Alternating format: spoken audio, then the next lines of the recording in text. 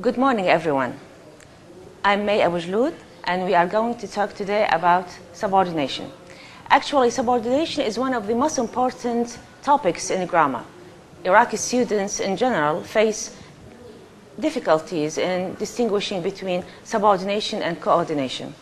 It's very important to make the students remember the fact that when we talk about coordination, we are actually connecting or joining two main sentences, two important sentences. They are equal. They are as if we are talking about parallel structure.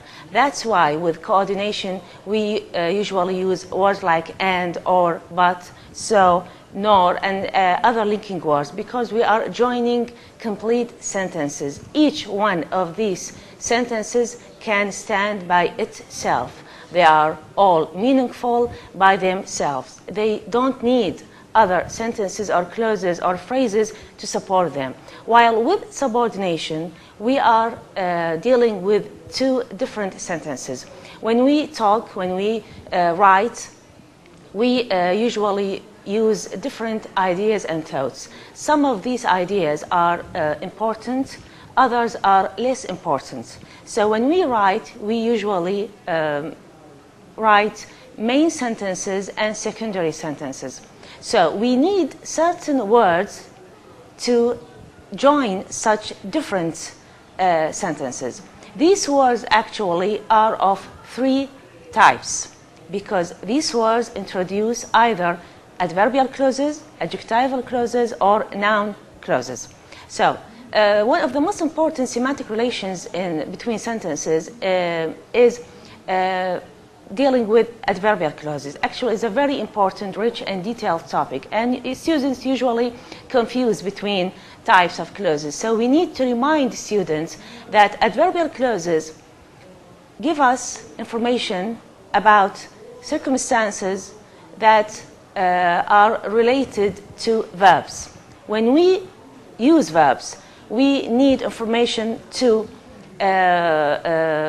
specify certain details like place, time, manner, condition, result, purpose, and other details that may sound secondary while actually they are of great importance because they give us the outline of the sentence.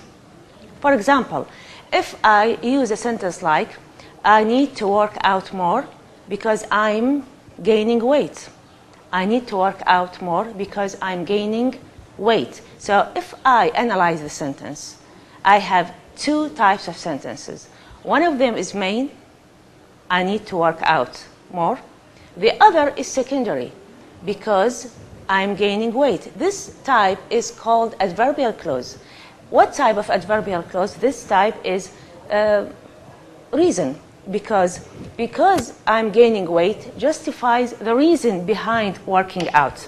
So this is very important. When we analyze sentences, we need to separate two parts of the sentence in order to know the essence of the meaning.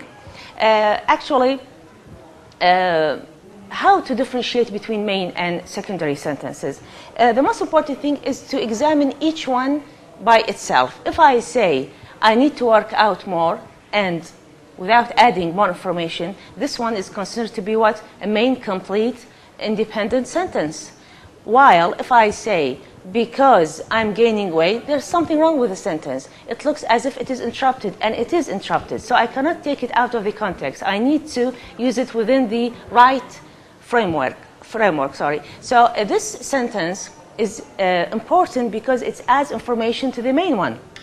That's why it is a type of adverbial clause, and what it is reason, because the sentence, because gaining weight, justifies the reason. And this is very important for students to know the exact meaning. If I give you another example relating to subordination, for example, I'll call you when I get home. When I get home is another example of subordination. It specifies time. The time of the action, which is calling someone, is when I get home. So this is an example of adverbial clause. It is a time clause starting with the word, the keyword when. The book, our book for second year in translation department, discusses subordination in a separate detailed chapter, starting with adverbial clauses.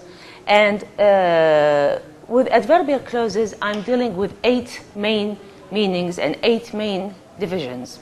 One of them, just like I mentioned before, is reason. The other type is time. We have, of course, a third type, a third category, which is place.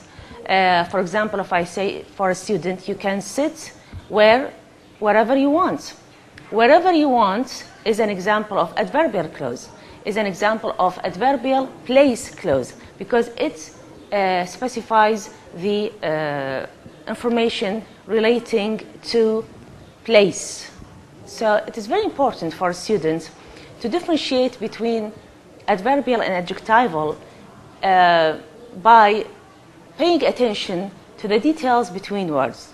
With adverbial clauses, we are giving information relating to verbs. With adjectival clauses, I'm talking about nouns. Okay, so I'm specifying details concerning nouns. Instead of saying, for example, the persistent student, I can say the student who studies more than her colleagues, the student who works hard the whole time. Who works hard is an example of an adjectival clause, starting with who. If I say the book which I bought yesterday, is an example of adjectival clause, starting with which. I'm giving information about the book.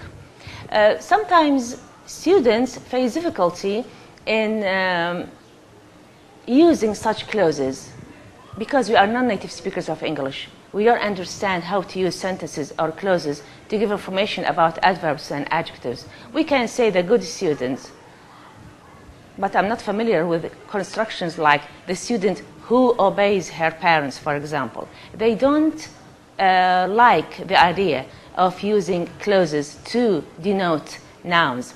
It's very important, and I always remind my students to use different types of sentences in order to enrich their writing, to verify their style, in order to avoid the monotonous, the dull, boring routine of using SVC or SVO. It's very important to use clauses, adverbial and adjectival, and of course noun clauses, in order to make our writing sound authentic, original, interesting, to enforce the listeners or readers to listen and not to fall asleep in the middle of a lecture, for example.